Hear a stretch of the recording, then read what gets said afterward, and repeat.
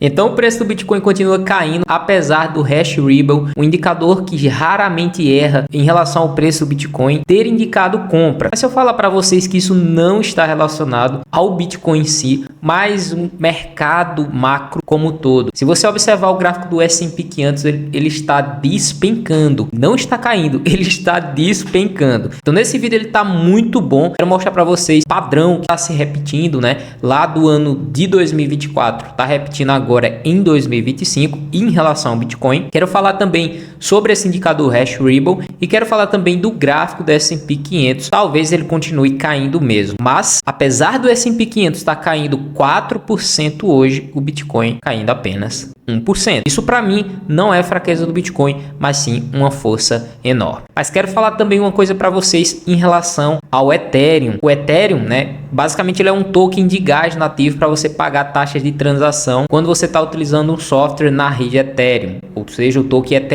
E recentemente a MetaMask lançou uma funcionalidade que você não precisa mais do Ethereum. Na minha opinião, o Ethereum tá com um problema sério em relação a ter demanda por esse token. Fica até o final porque esse vídeo tá bom demais. Bom, primeiro quero falar sobre o gráfico do preço do Bitcoin, ver que nesse momento ele está cotado a $81.900, né? Eu fiz aqui uma projeção gráfica aqui, ó, com base no histórico anterior. E o preço, né, poderia nesse momento, quem sabe, buscar a casa de $77 mil e voltar a lateralizar aqui. E eu vou mostrar isso aqui, o porquê também no gráfico futuro do Bitcoin, tá? Mas vamos analisar aqui o histórico e esse padrão que se repete, vê só. Depois que o Bitcoin atingiu o topo e também no RSI, lá em 2024, ele levou 145 dias para encontrar o fundo. E o RSI, no gráfico diário, tá, fez uma divergência em 3 baixas do Bitcoin. Então preste atenção nisso daqui, ó, nessa linha amarela aqui. Então se a gente levar para o gráfico atual,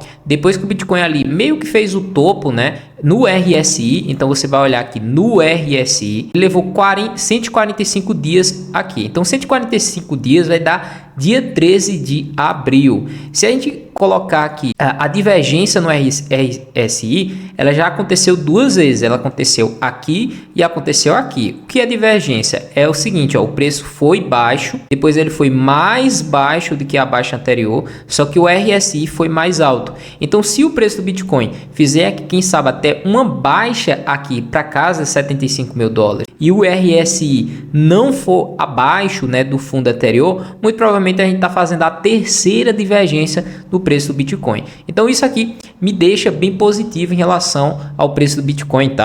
Agora a gente pode dar uma olhada em outros indicadores, tá? Como por exemplo, o indicador Hashrible, ele apitou, né, aqui como buy, ou seja, compra, ou seja, a rede está saudável. Porém, né, o Bitcoin, né, ele deveria continuar aqui subindo. Então a gente tem aqui essa linha de estrutura de baixa, né, vermelha, e ele tentou romper e não rompeu. Então nesse momento a rede está muito bem, né, as coisas estão positivas para o Bitcoin, mas é mais uma questão do S&P 500, né? Se o S&P 500 continuar caindo, não tem como a gente falar de alta para o preço do Bitcoin, infelizmente, né? Apesar de que a gente tem isso como muito positivo em relação ao Bitcoin. E por que o preço poderia ir nessa casa de $77 mil e voltar a subir, né?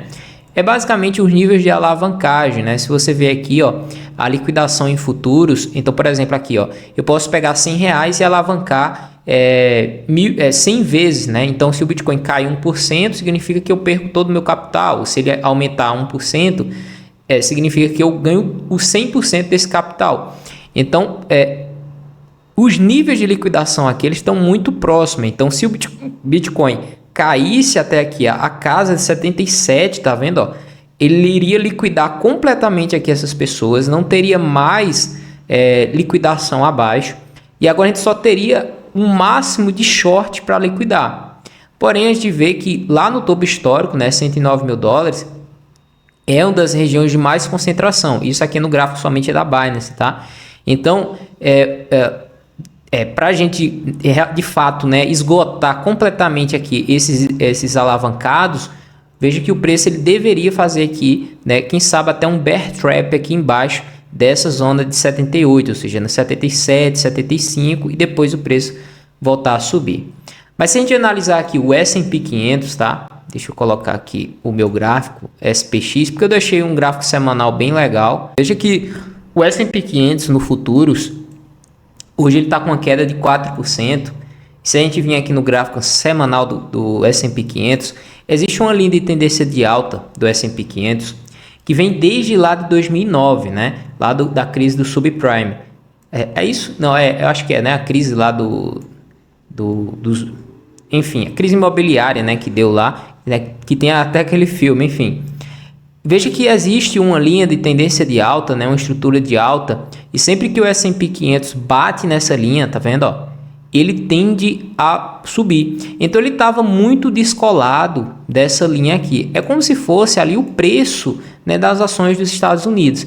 Então se o S&P 500, né, começar aqui a lateralizar, né, começar a tocar nessa linha, né, e eu diria até aqui nessa região de 5.350 pontos no RSI, ou no S&P 500, né, já seria uma coisa interessante, né, para os mercados de risco. Até no gráfico semanal ele também rompeu, né, essa linha de tendência de alta aqui, ó. Então nada mais justo do que ele começar a cair. Mas uma coisa que é muito negativa, tá, para o Ethereum é isso daqui, ó. Deixa eu mostrar para vocês, ó. A própria MetaMask, que é a carteira mais antiga aqui da rede Ethereum, eles lançaram essa informação aqui, ó.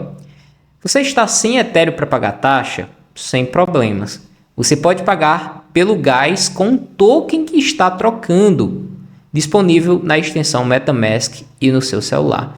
Ou seja, eu quero enviar dólares para uma pessoa, dólares sintéticos, né, na blockchain USDT, DAI, USDC, e eu precisaria do token Ethereum para pagar essas taxas. Então daí é de onde vem a demanda pelo token Ethereum.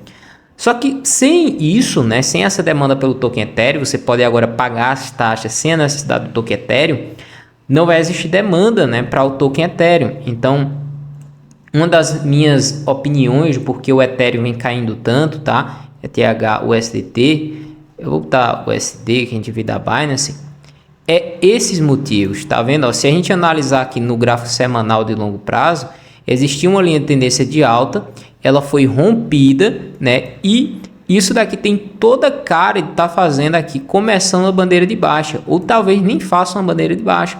Ele comece a cair sem parar, né? Porque o Ethereum ele tinha aqui em cima 500 bilhões de dólares, meio trilhão de dólares, e ele tá sem motivo algum, né? Então, nesse momento já provavelmente caiu a metade da capitalização de mercado e acho que a tendência é cair cada vez mais, né? Porque não há mais necessidade de você ter esse token Ethereum na sua carteira por algum motivo que seja.